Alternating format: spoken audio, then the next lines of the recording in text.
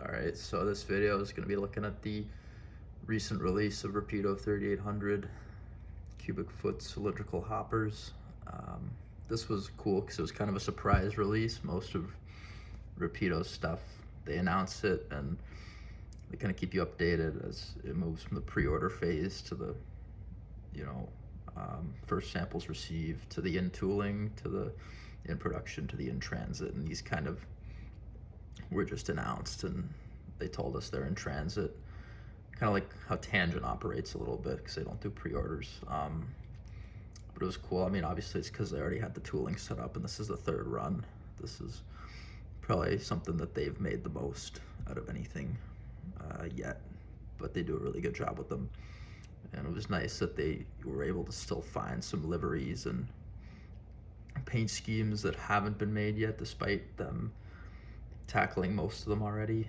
I know they got the one from Central America. I don't know how to say it exactly, but I thought that was cool that they were able to find that, and they got the silver CP multi-mark ones. I went for the CN cars on my first purchase of these. These are the only three I've picked up so far. And I think the white CN car with the reddish orange noodle is really cool.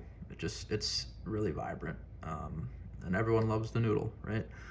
Everyone loves the wet noodle. I picked up the gray one. They refer to it as the as delivered, I believe, and they made those in their first run. I don't know about their second run, but they definitely did them in the first run. And I have a couple of those, and I'm probably gonna sell them now just because the packaging's a bit excessive, and new is always better, I guess, but it's actually not that big of a deal. I also tried to weather them and I didn't do a fantastic job, so that's mostly the reason why I might sell them. But regardless, so I got the two CN ones and I got the Procor black writing as well. They added the conspicuity stripes at the factory for this one, which I think is pretty cool. They did a good job. I mean, everything looks crisp. I know if you watched the video I made about the 5820 plastic pellet hoppers that were, delivered the exact same time as these, basically. I was very impressed with the lettering on them. Same thing with this car. It's all legible. It's all super legible and straight and clear, and it looks good. It is an exact scale replica of what the car was, because I think most of these have been scrapped. You won't see them like this in the wild anymore, which I think is kind of one of the little beauties of model railroading, is you can very, very much recreate the past.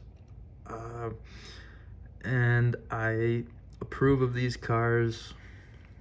I'm not endorsed or anything, but I think sometimes it's fun and satisfying just to scroll through YouTube and have people show you these cars close up. I think they're great. I think the weight is good. I don't have scales or coupler height